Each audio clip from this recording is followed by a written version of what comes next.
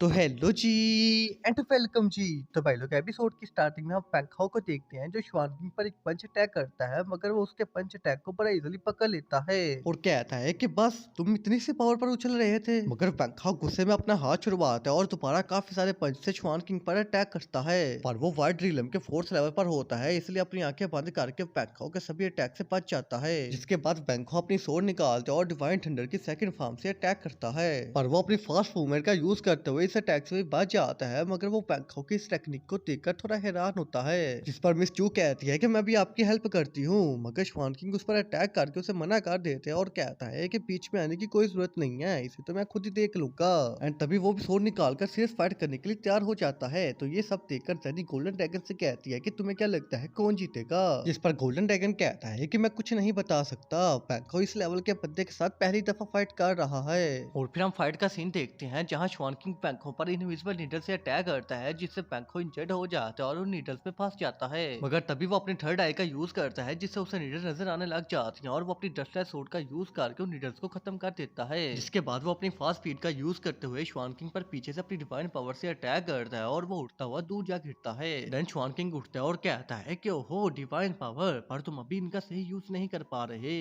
तुम जैसे डिवाइन लोगों से लड़ने के लिए मेरे पास एक स्पेशल पावर है। एंड तभी वो एक ब्लैक होल को क्रिएट करता है जो सब कुछ अपने अंदर ऑब्जर्व करने लग जाता है। तो ये देखकर गोल्डन ड्रैगन पेंखाओ को चीखे मारने लग जाता है कि मामू मेरे को बचा।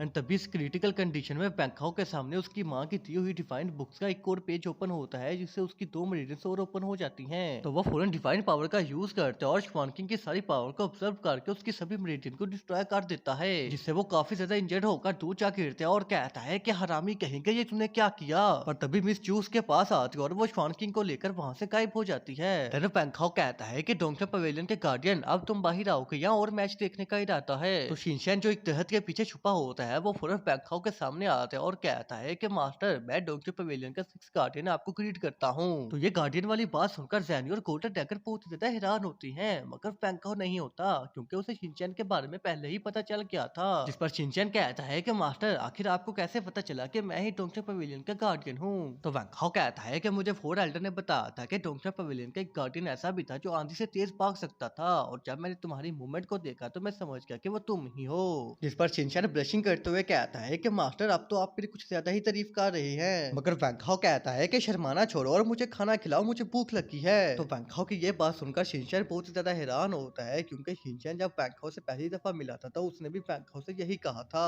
फिर रात होती है तो वो जंगल में ही बैठकर खाना खाते हैं और आपस में काफी सारी बातें करती हैं, जिसमें वैंखाओ अपनी मदर के बारे में भी पूछता है। पर शिनचैन कहता है कि मुझे नहीं पता, मैं भी इस वाइल्डर्स में पिछले 20 साल से उनका ही क्लू ढूंढ रहा हूँ और अभी तक मुझे कुछ भी पता नहीं चला। बस इतना ही पता चला है कि इन सब के पीछे गॉड ऑफ वेल्थ का हाथ है। तो गॉड ऑफ वेल्थ के बारे में सुनते ही वैंखाओ को बहुत ही ज्यादा गुस्सा आ जाता है और वो कहता है कि हमें सबसे पहले इनके एसोसिएशन पर अटैक करना होगा। तो शिनचैन फौरन घुटनों के बल बैठकर वैंखाओ को ग्रीट करने लग जाता है और कहता है कि जैसा आप बोले मास्टर। मगर वैंखाओ कहता है कि उससे पहले मुझे एक और काम करना है, तुम मुझे डिवाइन पावर का यूज करना सिखाओगे। तो शिनचैन डिवाइन पावर को दिखाते हुए कहता है कि जरूर क्यों नहीं, क्योंकि शिनचैन के पास भी डिवाइन पावर थी। फिर सीन चेंज होता है तो हम श्वान किंग को देखते हैं जो कहता है कि मैं उस कमीने वैंखाओ को छोड़ूंगा नहीं। मगर तभी वहां एक मार्क्समैन आता है जो कहता है कि रहने दे मुन्ना, तुझसे ना हो पाएगा। तो श्वान किंग फौरन घुटनों के बल बैठकर उस मार्क्समैन को ग्रीट करते हैं और कहता है कि मास्टर प्लीज मुझे एक और चांस दे, मुझे नहीं पता था कि उस वैंखाओ के पास डिवाइन पावर भी है। मगर वो मार्क्समैन सीधा अपनी स्पेशल पावर से श्वान किंग को गले से पकड़ लेते हैं और कहता है कि तुम्हें पता है ना कि हमारे काम में गलती की कोई माफी नहीं है, और फिर भी तुमने गलती की। तुम्हारे पिछले कामों को देखकर मैं तुम्हें एक लास्ट चांस दे रहा हूँ, अगर तुम उस वैंखाओ को ठिकाने ना लगा पाए तो मैं तुम्हें ठिकाने लगा दूंगा। और फिर हम कुछ दिनों बाद का सीन देखते हैं जहाँ वैंखाओ अपनी डिवाइन पावर का यूज करना सीख गया होता है। डिवाइन पावर का यूज करके वो एक थंडर अटैक करता है जो इतना ज्यादा पावरफुल होता है कि आसपास पूरे जंगल में आग लग जाती है। तो ये देखकर शिनचैन भी काफी हैरान होता है कि अभी तो इसे सिर्फ 3 दिन हुए हैं। फिर वैंखाओ दोबारा अपनी डिवाइन पावर का यूज करता है और पूरे जंगल को फ्रीज कर देता है ताकि आग ज्यादा न बढ़े। तो वैंखाओ को उसकी पावर का यूज करता देख शिनचैन कहता है कि मास्टर अब हम हमला करने के लिए तैयार हैं। सीन चेंज होता है तो हम कैट क्लैन के चीफ को देखते हैं जो डीमन से बचकर भाग रहा होता है, मगर वो उसे पकड़ लेती हैं, पर पकड़ने से पहले वो एक पिल को खा लेता है। फिर हम कैट क्लैन का सीन देखते हैं जहाँ डीमंस उन लोगों को टॉर्चर कर रहे होते हैं, तभी चीफ को भी वहां पर लाया जाता है। तो चीफ को देखकर सेनापति कहता है कि इसे भी इसके लोगों के साथ टॉर्चर करना शुरू कर दो। और तभी चीफ अपनी पावर को रिलीज करता है जो इतनी ज्यादा होती है कि सेनापति भी हैरान रह जाता है, पर ये पावर उसकी अपनी नहीं होती, उसने जो डिस्ट्रक्शन पिल खाई होती है उसकी होती है। फिर हम कैट चीफ को देखते हैं जो गुस्से में पागल होकर सेनापति पर अटैक करना शुरू कर देता है और सेनापति अपनी फास्ट मूवमेंट का यूज करके उसके सभी अटैक से बच जाते हैं और अपनी पावर का यूज करते हुए उसे एक पंच मारता है जिससे वो दूर जा गिरता है और इंजर्ड हो जाता है। तो ये देखकर कैट क्लैन के लोग कहते हैं कि चीफ हमें छोड़ो, आप यहाँ से भाग जाओ, मगर वो सेनापति ग्रेविटेशनल फोर्स फॉर्मेशन का यूज करके चीफ को पकड़ लेता है जिससे वो उठ भी नहीं पाता। तो ये देखकर कैट क्लैन के लोग रोने लग जाते हैं, पर तभी वहाँ एंट्री होती है पैंकॉक की जो 7 क्लोन टेक्निक का यूज करके स्लैश अटैक करता है और सभी लोगों को आजाद करवा देता है। तो इतने स्ट्रॉन्ग बंदे को वाइल्डनेस में देखकर सेनापति काफी हैरान होते हैं और कहता है कि अब तुम कौन हो, एंड तभी वो उस पर अटैक कर देता है।